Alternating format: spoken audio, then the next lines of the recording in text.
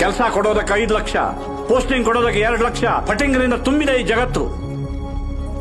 ನೋಡಿದ್ರಲ್ಲ ಯುವರಾನ, ಯಾರ್ಯಾರ್ದೋ ದುರಾಸೆಗೆ, ಯಾರ್ಯಾರ್ದೋ ಸ್ವಾರ್ಥಕ್ಕೆ ನಮ್ಮ ಕನ್ನಡ ಮಕ್ಕಳ ಜೀವನ ಬಲಿಯಾಗ್ತಾ ಇದೆ.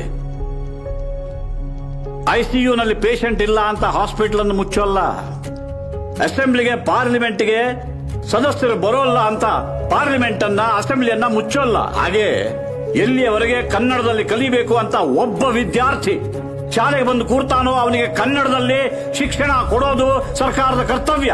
It's A duty of the government. Government is not A money making machine. Your honour, Kannada ಅಂದ್ರೆ ಬರೀ ನಾಲಿಗೆ ಹೊರಡಿಸಿ ಶಬ್ದ ಹೊರಡಿಸೋದಲ್ಲ.